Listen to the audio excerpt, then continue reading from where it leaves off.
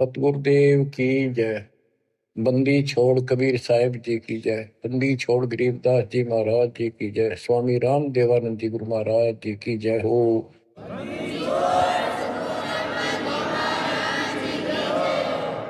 सर्व संतों की जय, सर्व भक्तों की जय, धर्मी पुरुषों की जय।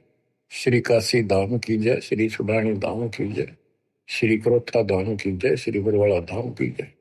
सत साहिब परम पिता परमात्मा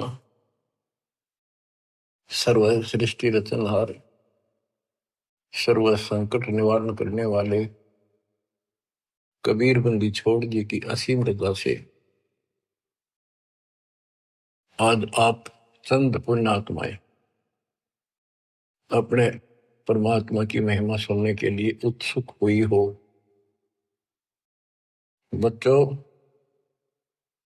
हम बच्चों को पढ़ाते हैं, उनको कति फ्री छोड़ देते हैं, उनको खाने की, पीने की, कपड़े की, फीस की पूरी व्यवस्था करके देते हैं। माता पिता स्वयं कष्ट उठाते रहते हैं, उनको काम से बचाते हैं, तुम अपना पढ़ाई करो। और ये क्रिया 15 साल, 16 साल, 20 साल कोई ट्रेनिंग कोर्स करे तो, और पूरी पढ़ाई पढ़े तो 15-16 साल लग जाते हैं। तब जाकर कितने कोई रोजगार मिले तो मिले और ना भी मिले। और फिर भी हम पढ़ाते बच्चों को। और अच्छी बात है, यदि आज शिक्षा ना होती तो आज अपने भगवान का ज्ञान नहीं होता और ये अनमोल मनुष्य जीवन ऐसे ही बर्बाद हो जाता। इसी प्रकार हमने कुछ समय इस परमात्मा के पाने के लिए, भविष्य अपना सुधारने के लिए निकालना पड़ेगा। उस लड़की ने इतना ना मेरा था कि यहाँ सब नकली सौदा है, ना कोई किसी का पति है, ना कोई किसी का पिता है, और ना कोई पत्नी है, ना लड़का और लड़की है, सब स्वार्थमंदी जीव है।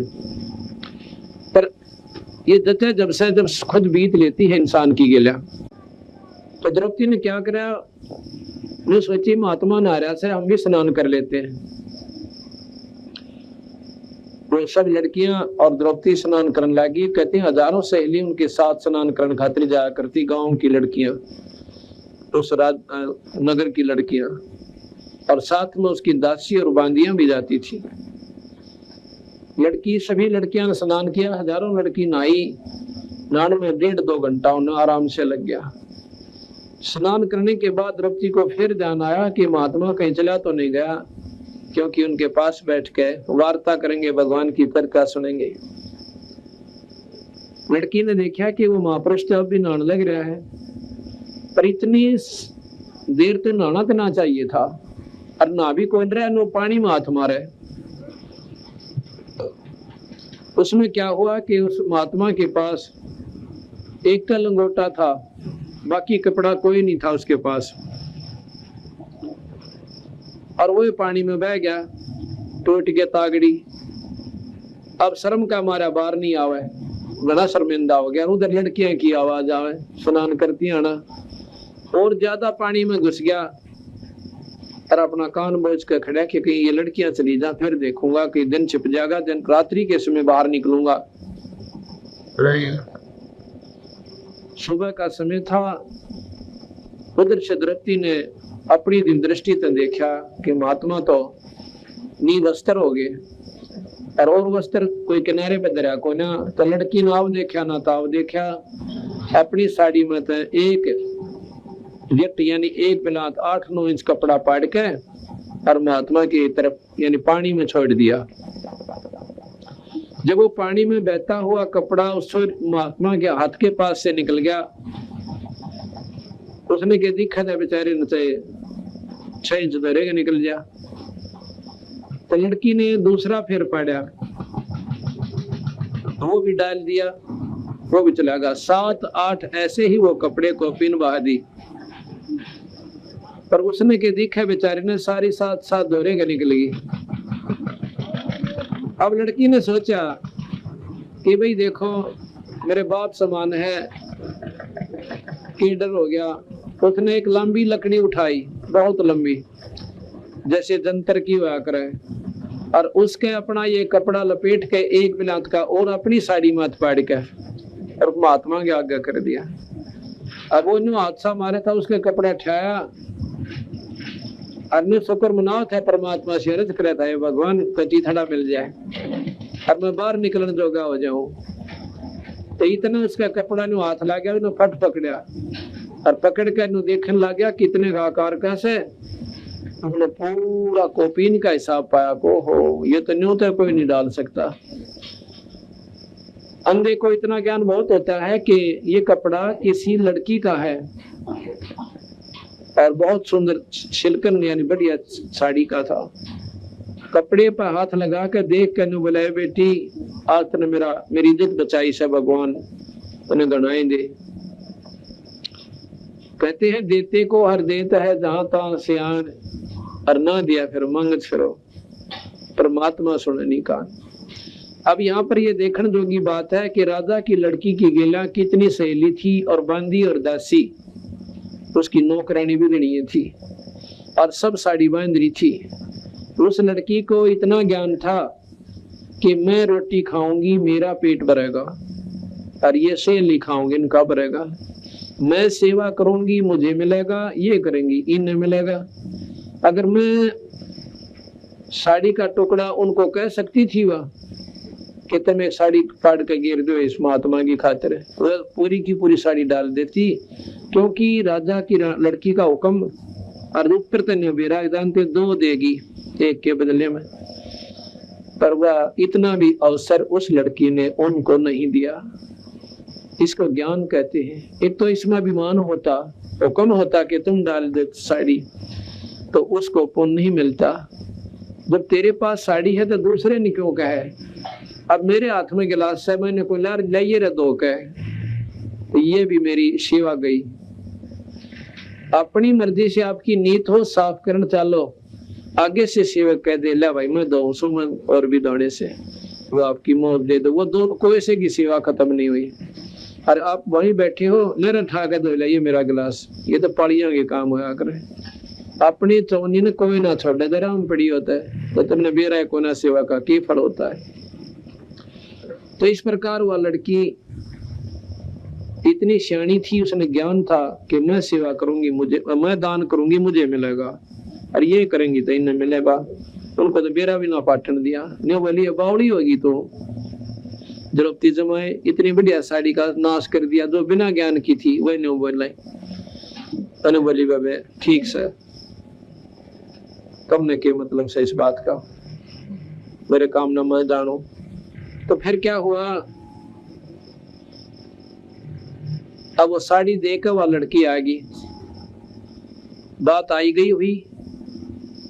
लड़की ने कौन सा न्यू दिया था, वो दान के भगवान मेरा न्यू करिए। ऐसा दिया हुआ दान सीमित होता है, कैसा कि भगवान मेरा न्यू हो जा थारा पाठ करवाऊं, वो तो सिर्फ उस काम तक सीमित हो गया, उसका आगे फल नहीं मिलता। और जो बिना इच्छा के जो धर्म आप करते हो, नी इच्छा जो देता है सो दान कवावे और फल बाँचे नहीं ताश का, वो अमरापुर जावे। तो द्रौपदी ने इच्छा व्यक्त नहीं करी थी कि भगवान में साड़ी जब पाड़ के दूं एक कपड़ा कि मेरे न्यू लाभ हो जावे, नहीं, उसने नहीं इच्छा अपना फर्ज समझ के और एक साधु की मदद करी, भगत आत्मा को दान दिया। अब क्या हुआ कि जब द्रौपदी की साड़ी चीर उतारा जा रहा था, द्रौपदी ने अपने पतियों का की तरफ देखा कि मेरे 5 पति और भाई उद्मस्तार देंगे, जब हाथ ला दिया तो सभा में बैठे हैं। उस लड़की ने इतना ना मेरा था कि यहाँ सब नकली सौदा से, ना कोई किसी का पति है, ना कोई किसी का पिता से, और ना कोई पत्नी है, ना लड़का और लड़की है, सब स्वार्थमंदी जीव है। पर ये जते जब से जब खुद बीत लेती है इंसान की गेला, तो उस लड़की का नाम जचा थी कि तेरे पति न्यू के न्यू बैठे रहेंगे और तेरी वहां पर बेइज्जती होगी। तो जब उसने देखा कि वह तो ऊपर ने देखते भी कोई नहीं, और दुशासन ने उसका पल्ला पकड़ लिया चीन उतारने ताई। फिर उसने देखा भीष्म पितामह द्रोणाचार्य और कर्ण सामने बैठे हैं, और धृतराष्ट्र ने तो दिखे ना था पर प्रार्थना उससे भी करी, तो कोई ऐसा ना बोले मूत है। और द्रोणाचार्य भीष्म पितामह है और कर्ण, उनमें तो एक जना भी अगर खड़ा होकर और न्यू कह देता कि खबरदार जिस लड़की का अखलाक है आरामियों, इसमें तुम क्या अंतर समझ रहे हो। और सभा के अंदर ये पहला इस वर्ल्ड का पहला इतिहास है कि 10 आदमियों में किसी औरत को नंगा करण कराया जा रहा था और वो नीच आत्मानियों के ने बैठे रहे। आज भी कोई रास्ते चलती कोई लड़की ने कोई छेड़ा से तो दूसरे आदमी उसका बक्कल तार देंगे के, और वह सब अमर उनके गीत का बोला महाभारत में योद्धा थे भीष्म पितामह फलाने और द्रोण और कर्ण, वो सारे पशु इकट्ठे हो रहे थे। खाकर दुर्योधन के मलिन अन्न को बुद्धि भ्रष्ट हो गए थे। तो द्रौपदी ने अर्ज किया कि हे भीष्म पितामह, हे गुरुदेव और कर्ण जी मेरी रक्षा करो। कोई ऐसा ना बोले। कहते हैं उस समय विदुर खड़े हो गए। विदुर ने बोला भले पुरुषोत्तम करके रहे हो अपना दिन तो विचार कर लो, या इसी तो पांडवों की वो और इसी थारी, तुम चाचा ताओ के भाई और काल नन्नू ना कहे द्रौपदी की नंगी होगी नो कहे निकम्मे ना अपनी इज्जत आप तार ली।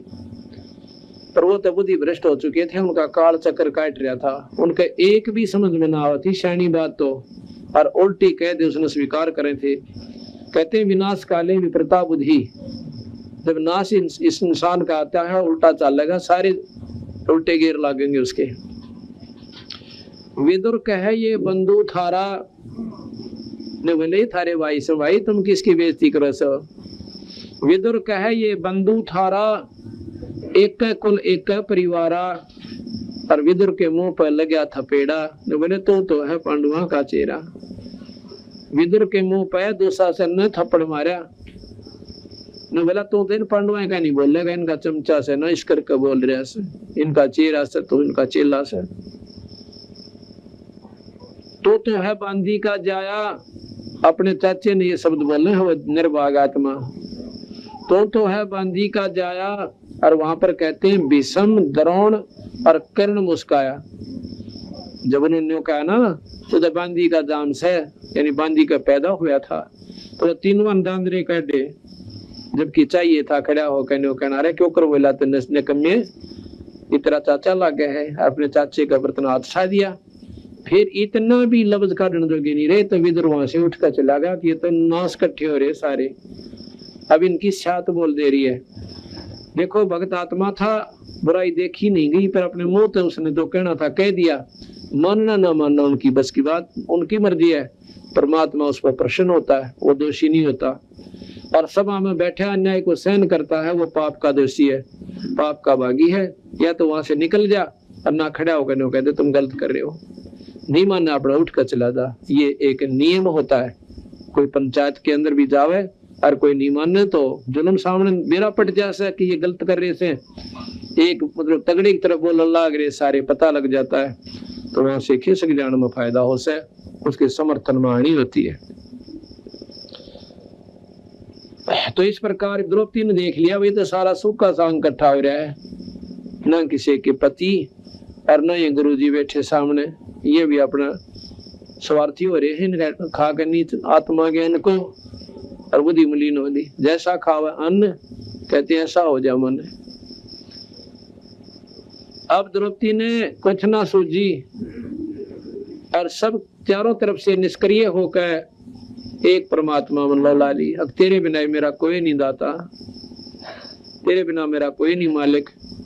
ये देख लिया सब सूखा डमडमा से, और इतना कह बहुत ज्यादा रोम रोम खड़े हो गए। अब तेरे बिना मेरा कोई नहीं मालिक। ठीक है, अर्ज तो देखो दुख में सभी भगवान की करते हैं, लेकिन उसकी अर्ज सुन ली परमात्मा ने और औरा की ना सुनते। हम देखा अखबार में करा कितनी बहन बेटियां की इज्जत लौटन लाग रही, क्या वो परमात्मा ने याद नहीं करती होंगी? लेकिन उनकी सुनाई न्यों नहीं होती कि उनको किसी समय में ऐसा कोई पुण्य नहीं बना, ऐसा कोई दान नहीं करा जो कि उनके सामने कवच बनकर खड़ा हो जा, परमात्मा उसको लाभ देने जोगा हो जा, उसकी रक्षा करने जोगा रहे। परमात्मा भी निष्क्रिय है जब तक ये प्राणी अपने कर्म सुधारे को ना। दान पुण्य नहीं करता। तो उस समय कहते हैं भगवान कृष्ण रुक्मिणी के साथ छत पर बैठ कर और पासे खेला था, जैसे शतरंज खेल लिया करें। और शतरंज के जब पासे ऐसे डालते हैं तो उसका कोई मोह तो बोला करें, जैसे ताश खेल ध्यान करा करें फलाने इतने। तो वो शतरंज खेलती आना पासे डाल के जो पासों का अक्षर बोलना था वो तो ना बोला, अन्य बोला अनंत। ऐसे पासे डाले और कृष्ण जी ने हाथ ऐसे कर दिया, इन्होंने बोले अनंत। रुक्मिणी उसके मुंह का ना देखा कि पासे जो खेल का तो यूं कोई शब्द कोई ना, आपने अनंत क्यों कहा? हाथ पकड़ लिया उनका, हाथ पकड़ के हंसन लगी कि ये अनंत का तो मेरे समझ में ना आई, अनंत तो इसका कोई मतलब है कोई ना इस खेल में। तो क्या कहता है कि रुक्मिणी कर पकड़ा मुस्काई, कर कहते हैं हाथ ने, रुक्मिणी कर पकड़ा मुस्काई, अनंत कहा मोह को समझाई। ये अनंत क्यों कहा, इसके बारे में मुझे जानकारी दो। कृष्ण जी बोले दुशासन ने द्रौपदी पकड़ी और मेरी भक्ति सकल में सिकरी। जय मेरा भक्त पे छोड़ी होई तो हमारा नाम ना लेवे कोई, हमारा कोई नाम ना लेवे। अगर आज भगत के ऊपर भी आंच आ गई, और फिर भगवान ने कौन पूछा बावड़ी? कहते तन दे ही से पासा डारी, वह शरीर से तो खेल रहा है और पहुंचे सुख समरूप मुरारी। खेचत खेचत खेच का शीशा और सिर पर बैठे हैं जगदीशा। द्रव सुता के चीर बढ़ाए तो शंख शंखो पार नहीं पाए। अब ये विचार करने की बात है यहाँ पर कि द्रौपदी के चीर बढ़ गया और ना बढ़ता कि उसकी उस लड़की ने वो दान कर रखा था। कुछ दिनों के बाद भगवान कृष्ण आते हैं उनके पास,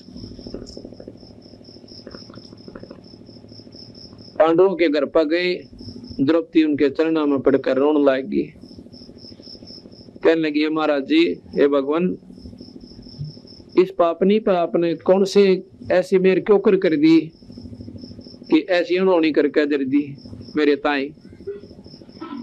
कृष्ण जी कहने लगे द्रौपदी तेरा ही किया हुआ है, तक मेरा तो कोई ना महाराज जी ऐसा तक नहीं, तेरे से हमने पुण्य करवा लिया था पहले ही, पता था कि तेरे ऊपर कष्ट आएंगे।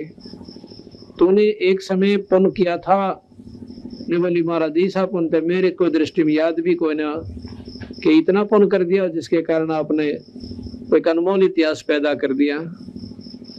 उस समय अपनी दृष्टि देकर और उस लड़की को दिखाया कि एक समय तो जो ब्याही कोई ना थी, कुंवारी थी अपने पिता के घर पे, उस समय तो नहान गई थी बेबे। और जब वो दिखा है रील पछली अपनी आँखें तय बोली महाराज जी एक बिलात के कपड़े का इतना पुण्य, एक लीर के कारण मेरे बढ़ गए चीर अपार। बोली जब मैं पहले जानती तब सबके मैं देती वारे, अगर मुझे जब ज्ञान हो जाता कि इस छोटे से पुण्य का इतना मुझे प्रतिफल मिलेगा तो मैं चेतती नहीं महाराज जी, हाथ बात छूट गई। इस प्रकार महाराज कहें देते को हर देत है जहां तहां से आन, और ना दिया फिर मांगते फिरियो, ये परमात्मा सुनने का।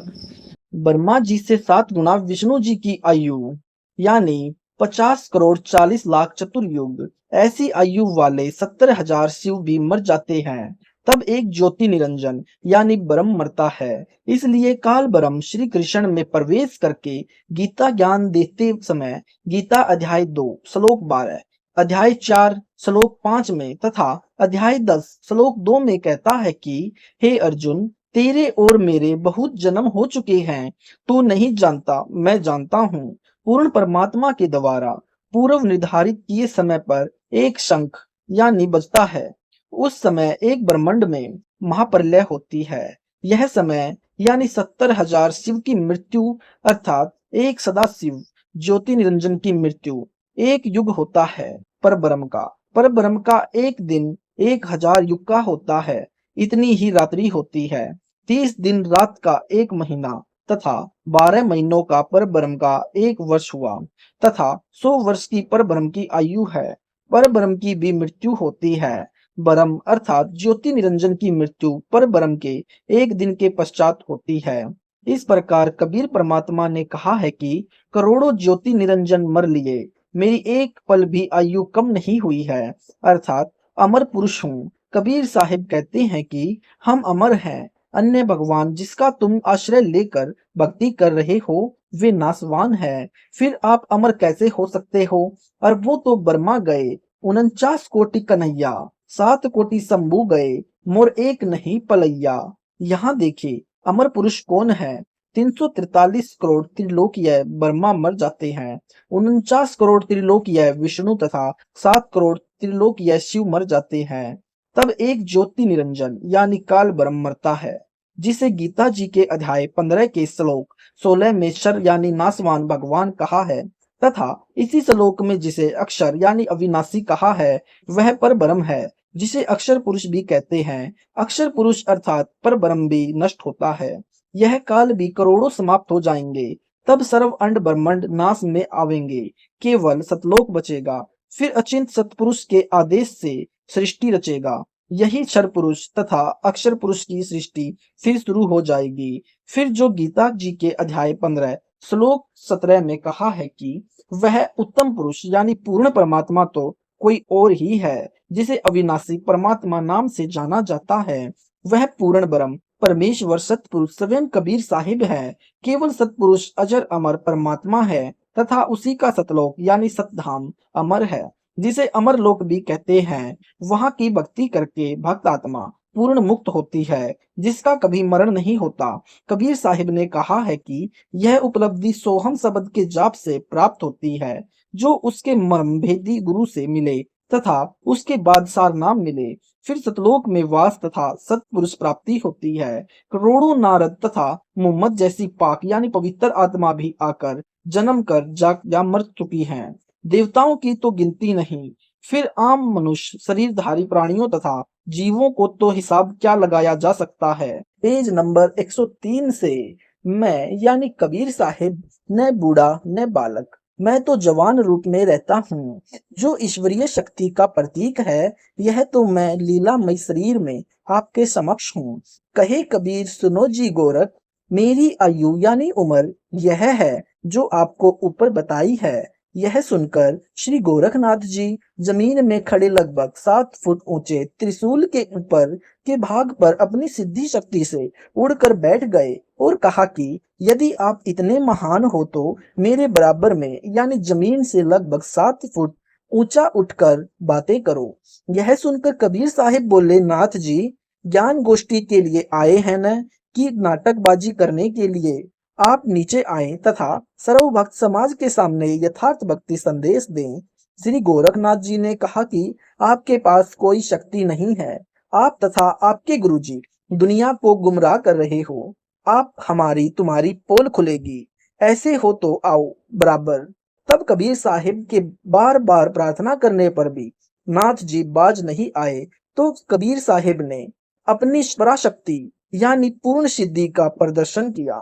साहिब कबीर की जेब में एक कच्चे धागे की रील यानी कुकड़ी थी, जिसमें लगभग 150 यानी 150 फुट लंबा धागा लिपटा यानी सिमटा हुआ था, को निकाला और धागे का एक सिरा यानी आखिरी का छोर पकड़ा और आकाश में फेंका। वह सारा धागा उस बंडल यानी कुकड़ी से उधड़कर सीधा खड़ा हो गया। साहिब कबीर जमीन से आकाश में उड़े तथा लगभग 150 फुट सीधे खड़े धागे के ऊपर वाले सिरे पर सुखासन यानी स्वाभाविक बैठे हैं, पर बैठकर कहा कि आओ नाथ जी बराबर में बैठकर चर्चा करेंगे। गोरखनाथ जी ने ऊपर उड़ने की कोशिश की, लेकिन उल्टा जमीन पर टिक गए। Page number 104। पूर्ण परमात्मा यानी पूर्ण ब्रह्म के सामने सिद्धियां निष्क्रिय हो जाती है। जब गोरखनाथ जी की कोई कोशिश सफल नहीं हुई, तब जान गए कि यह कोई मामूली भक्त या संत नहीं है, जरूर कोई अवतार है। तब साहिब कबीर से कहा कि हे परम पुरुष, कृपा नीचे आए और अपने दास पर दया करके अपना परिचय दें। आप कौन शक्ति हो, किस लोक से आना हुआ है? तब कबीर साहिब नीचे आए और कहा कि अवधू अवगत से चल आया, कोई मेरा भेद मरम नहीं पाया। ना मेरा जन्म न गर्भ बसेरा, बालक होय दिखलाया, काशी नगर जल कमल पर डेरा, तहां जुलाए ने पाया। माता पिता मेरे कछु नाही, ना मेरे घर दासी, जुल्हा को सुत आन कहाया, जगत करे मेरी हंसी। पांच तत्व का धड़ नहीं मेरा, जानू ज्ञान अपारा, सत्य स्वरूप नाम साहिब का, सोहे है नाम हमारा। अधर दीप यानी सतलोक गगन गुफा में, तहां निज वस्तु सारा, ज्योति स्वरूपी अलख निरंजन भी, धरता ध्यान हमारा।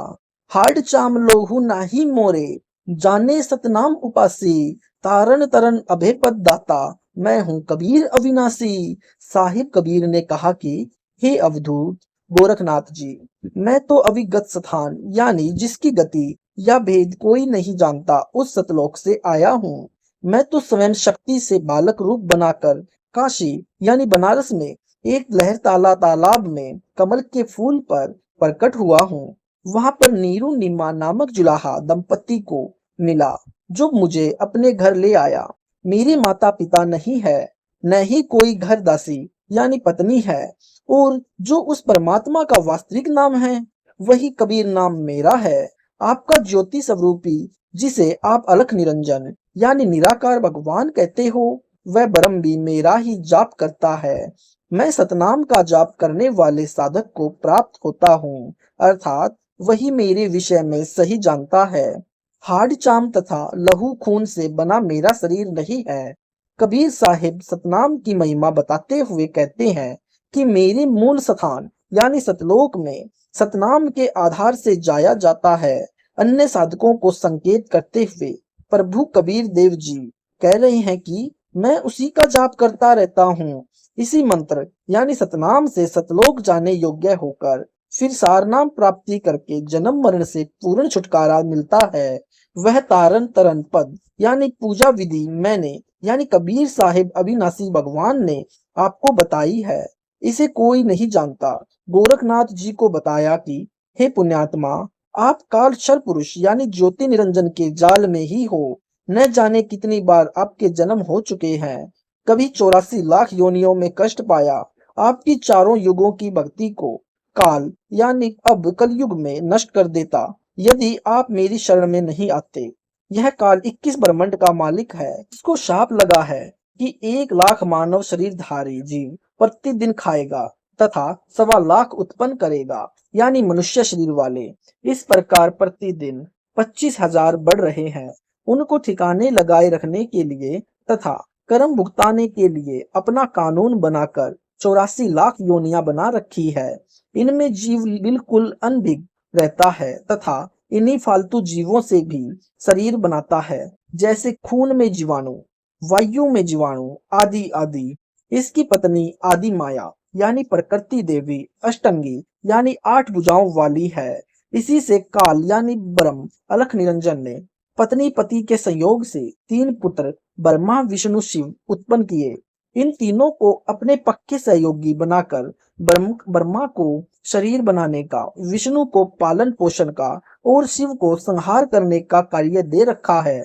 इनसे प्रथम तप करवाता है, फिर सिद्धियां बर देता है, जिसके आधार पर इनसे अपना उल्लू सीधा करता है और अंत में इन्हें यानी जब ये शक्ति रहित हो जाते हैं भी मार कर नए 3 पुत्र पैदा करता है। ऐसे अपने काल लोक को चला रहा है।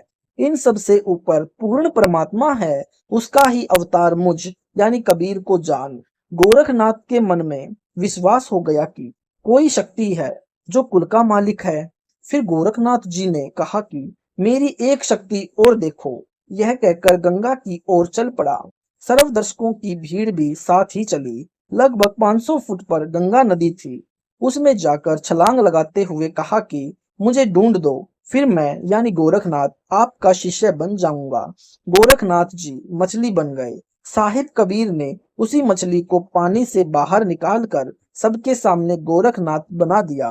तब गोरखनाथ जी ने साहिब कबीर को पूर्ण परमात्मा स्वीकार किया और शिष्य बने। साहिब कबीर से सतनाम लेकर भक्ति की, तब काल जाल से मुक्त हुए। गीता जी के अध्याय 14 के श्लोक 26-27 का भाव है कि साधक अव्यय विचारिणी भक्ति अर्थात पूर्ण आश्रित मुझ यानी काल ब्रह्म पर होकर यानी अन्य देवी देवताओं तथा माता ब्रह्मा विष्णु शिव आदि की पूजा त्याग कर भक्ति एक मेरे मंत्र ओम का जाप करता है, वह उपासक उस परमात्मा को पाने योग्य हो जाता है और आगे की साधना करके उस परमानंद के परम सुख को भी मेरे माध्यम से प्राप्त करता है। जैसे कोई विद्यार्थी मैट्रिक बीए एमए करके किसी कोर्स में प्रवेश लेकर सर्विस प्राप्त करके रोजी प्राप्त करके सुखी होता है, तो उसके लिए वह मैट्रिक बीए या एमए जिसके बाद कोर्स में प्रवेश किया उसको प्रतिष्ठा यानी अवस्था अर्थात सहयोगी हुआ, सर्विस प्रदान करता नहीं हुआ। ठीक इसी प्रकार काल भगवान यानी ब्रह्म कह रहा है कि उस अविनाशी परमात्मा के अमरत्व का और नित्य रहने वाले स्वभाव का तथा धर्म का और अखंड स्थायी रहने के आनंद का सहयोगी मैं यानी ब्रह्म हूँ। इसी का प्रमाण गीता जी के अध्याय 18 के श्लोक 66 में कहा है कि सर्व अन्य साधनाओं को मुझ में त्याग कर एक की शरण को प्राप्त कर, तब तेरे सर्व पाप माफ करवा दूंगा। जैसे जिन भक्त आत्माओं ने काल यानी ब्रह्म के ओम मंत्र का जाप अनन्य मन से किया, उनको कबीर भगवान ने आगे की उस पूर्ण परमात्मा की भक्ति प्रदान करके काल लोक से पार किया। जैसे नामदेव नामक परम भक्त केवल एक नाम ओम का जाप करते थे, उससे उनको बहुत सिद्धियां प्राप्त हो गई थी, फिर भी मुक्ति नहीं हुई थी। Page number 106। फिर कबीर साहिब श्री नामदेव जी को मिले तथा सतलोक व सतपुरुष का ज्ञान कराया। सोहम मंत्र दिया जो पर ब्रह्म का जाप है, फिर सार शब्द दिया जो पूर्ण ब्रह्म का जाप है। जब नामदेव जी मुक्त हुए, ऐसे ही गोरखनाथ जी ने भी एक मंत्र अलख निरंजन का जाप तथा चांचरी मुद्रा की साधना की। तब साहिब कबीर ने उन्हें ओम तथा सोहम मंत्र दिया, परंतु सार नाम सार शब्द नहीं दिया। किसी अन्य जन्म में जब यही आत्मा जन्मेगी, यदि सत्य ज्ञान स्वीकार करेगा तो इसको पूर्ण मोक्ष दी जाएगी। काशी नगर में भोजन भंडारा यानी लंगर देना। पारक के अंक की वाणी नंबर 793 से 824 का सरलार्थ।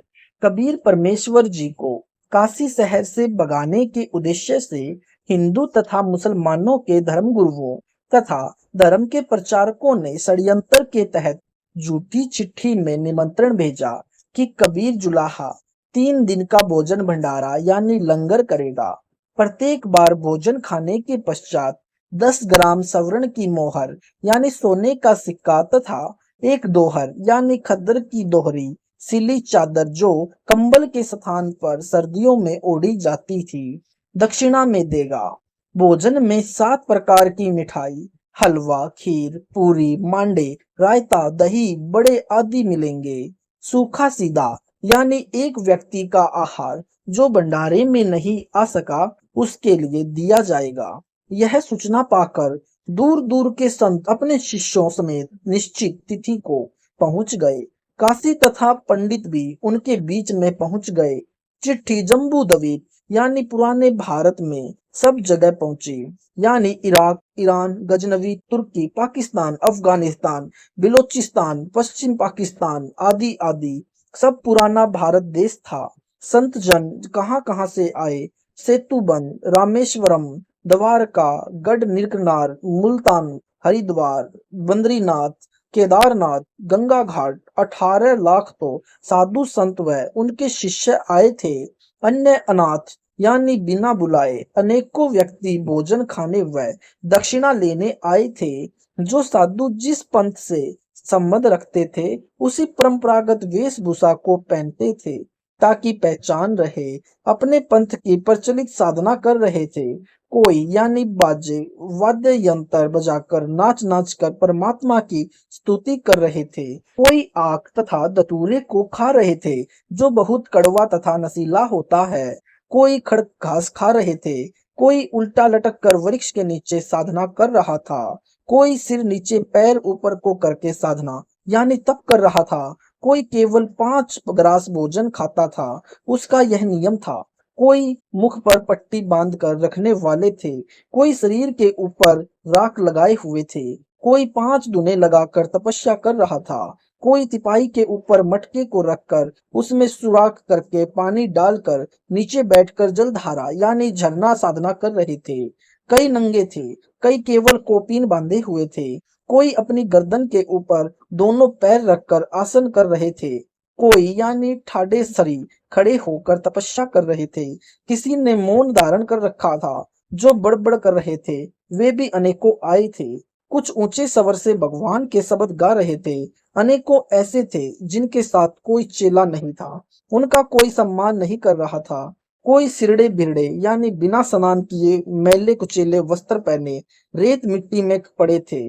संत गरीबदास जी दिव्य दृष्टि से देखकर कह रहे हैं कि काशीपुरी में किलकारी पड़ रही थी। कोई सिर के ऊपर बड़े बड़े बालों की जटा रखे हुए थे, कोई कोई मूंड मुड़ाए हुए थे, कोई अपने पैरों में लोहे की जंजीर बांधे हुए था, कोई लोहे की कोपीन यानी पर्दे पर लोहे की पतली पत्ती लगाए हुए था, बांधे हुए था, कोई केले के पत्तों का लंगोट बांधे हुए था, कोई त्राटक ध्यान लगा कर रहा था, कोई आंख खोल ही नहीं पा रहा था, कोई कान चिराए हुए था। कई प्रकार के अनेकों पंथों के शास्त्र विरुद्ध साधना करने वाले, परमात्मा को चाहने वाले पंथ काशी में परमेश्वर कबीर जी द्वारा दिए गए भंडारे के निमंत्रण से इकट्ठे हुए थे। 18 लाख तो साधु शिष्य वेश वाले थे, अन्य सामान्य नागरिक भी अनेकों आए थे। पारक के अंक की वाणी नंबर 825 से 837।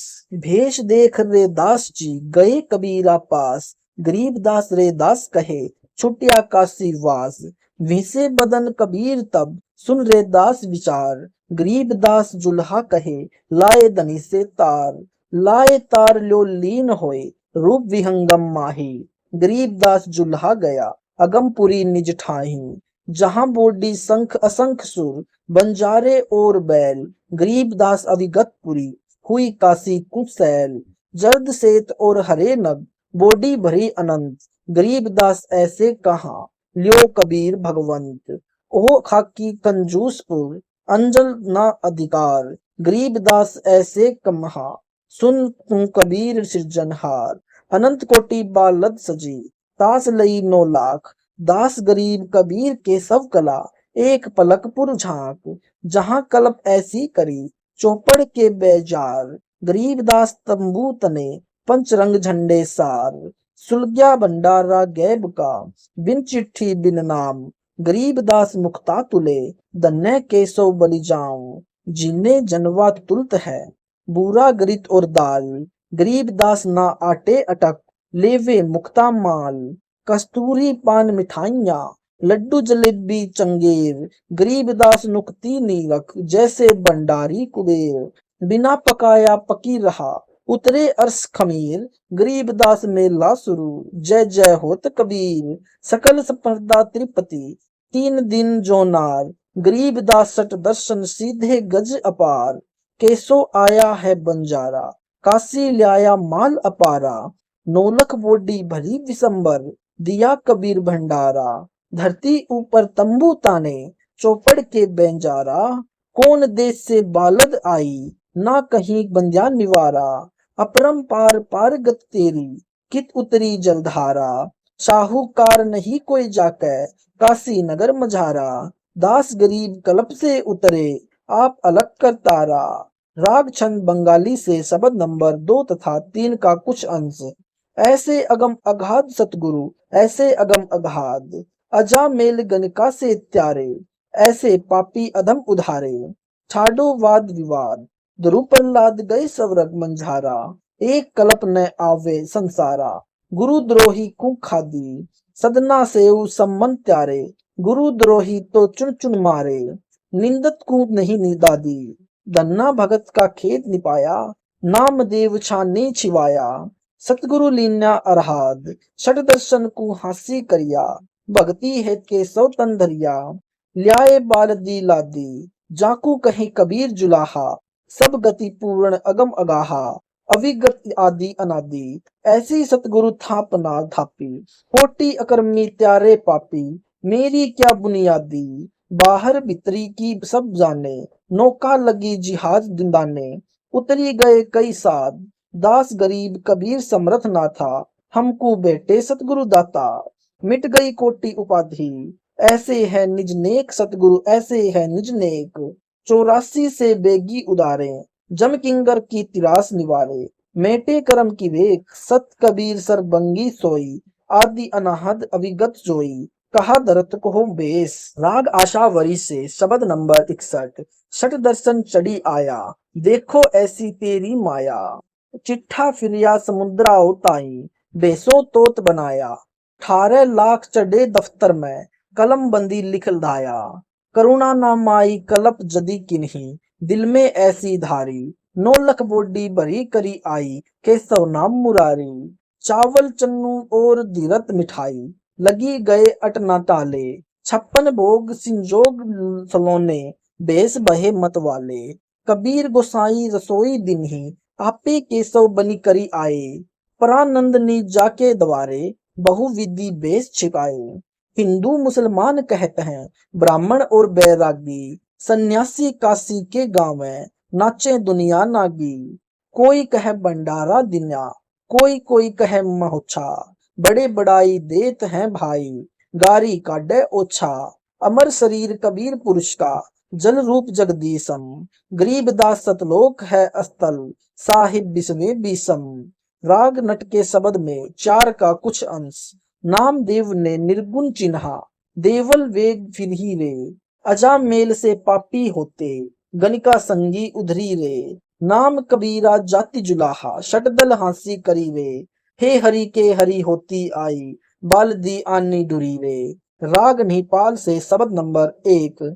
जालिम जुल्हे जार तिलाई, ऐसा नाद बजाया है, काजी पंडित पकड़ी पछारे, 3 को जवाब न आया है, छठ दर्शन जब खारज कीने, दोनों दीन चिताया है, सुर नर मुनिजन भेद न पावे, दोनों का पीर कहाया है, शेष महेश गणेश्वर था के, जिनको पार न पाया है, 9 अवतार हेरी सब हारे, जुल्हा नहीं हराया है, चर्चा आनी परी बर्मा से, चारों वेद हराया है, मगहर देश को किया पयाना, दोनों तीन जुडराया है, गोर कफन हम काठी दीजो, चदरी फूल बिछाया है, गैबी मंजिल मारफती ओडी, चादरी बीच न पाया है, काशी वासी है अविनाशी, नाद बिंद नहीं आया है, ना गाड्या ना जार्या जुलहा, सबद अतीत समाया है, 4 दाग से रहित सतगुरु सो हमरे मन भाया है, मुक्ति लोक के मिले प्रंगने,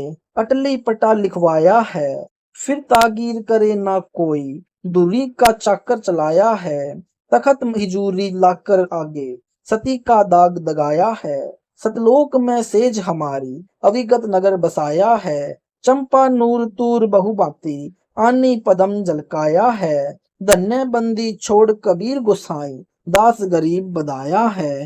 राग होरी से शब्द नंबर 10 का कुछ अंश। केशव नाम दर कबीर आ आए, बालदी आनी डही रे, दास गरीब कबीर पुरुष है, उतरी सोज नई रे। आरक के अंक की वाणी नंबर 825 से 837 का सरलार।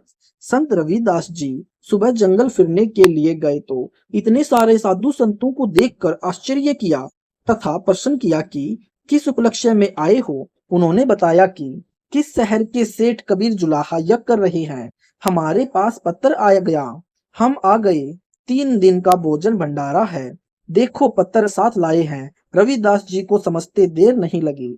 परमेश्वर कबीर जी के पास घर पर गए, बताया कि हे प्रभु, आपकी बार तो काशी त्याग कर कहीं अन्य शहर में चलना होगा। सब बात बताई। परमात्मा कबीर जी संत रविदास जी की बात सुनकर चिंतित नहीं हुए, हंसे तथा बोले कि हे रविदास, बात सुन, बैठ जा, भक्ति कर, परमात्मा आप संभालेगा। कबीर परमात्मा एक रूप में तो वहां कुटी में बैठ भजन करने का अभिनय कर रहे थे, अन्य रूप में सतलोक में गए। उनको पहले ही सतर्क कर रखा था। सतलोक वासियों ने असंख्यों बंजारे तथा बोड़ी यानी बैलों के ऊपर बोरे रखकर भोजन सामग्री भर रखी थी। एक बैल को बोरे समेत बंजारे लोग बोड़ी कहते थे, तैयार कर रखी थी। जब कबीर जी सतलोक में बोड़ी लेने गए तो सतलोक वाले सेवक बोले कि हे कबीर भगवान, ले जाओ जितनी आवश्यकता है। हे कबीर सृजनहार, वह तो भूखा निर्धन लोक है। कबीर जी ने उनमें से 9 लाख बोड़ी तथा कुछ बंजारे वाले बेस में भगत सेवादार तथा लिए तथा स्वयं केशव बंजारे का रूप धारण किया। एक पलक यानी क्षण में पृथ्वी के ऊपर आ गए। काशी शहर में तंबू लगाए, 5 रंग के झंडे सतलोक वाले लगाए। भंडारे में कोई खाना खाओ, कोई रोक टोक नहीं थी। यह नहीं था कि जिनके नाम निमंत्रण पत्र गया है वे अपनी चिट्ठी तथा नाम पता दिखाओ और खाना खाओ, जैसा कि काल लोक वाले साधु किया करते थे। सूखा सीधा के लिए आटा, खांड, चावल, घी, दाल सब दी जा रही थी। मिठाई, लड्डू, जलेबी, चंगेर यानी बर्फी सब खिलाई जा रही थी। जैसे कुबेर भंडारी ही पृथ्वी पर आया हो, बिना पकाया पक रहा था। टेंटों तंबुओं में ढेर के ढेर मिठाइयों के लगे थे। कढ़ाई, चावल, खीर, हलवा के भरे थे। सब खा रहे थे। दक्षिणा दी जा रही थी। कबीर परमेश्वर की जय जयकार हो रही थी। बैल बिना सींगों वाले थे। बैल पृथ्वी से 6 इंच ऊपर ऊपर चल रहे थे। पृथ्वी के ऊपर पैर नहीं रख रहे थे, क्योंकि यह पृथ्वी कीटाणुओं से भरी है। पैरों के नीचे जीव मारने के पाप लगता है।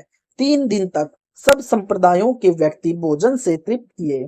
छठ दर्शन पंथों वाले साधुओं ने असंख्यों सीधे यानी एक व्यक्ति का एक समय की सूखी सामग्री चावल, खांड, दाल, आटा, घी आदि आदि ले लिए। 1 वर्ष का भोजन संग्रह कर ले गए। 3 दिन यहाँ छक्कर खा गए। सत साहेब जी, ऐसे ही वीडियो सुनने के लिए हमारे चैनल सतलोक इन संत रामपाल जी महाराज चैनल को सब्सक्राइब करें। सत साहेब जी।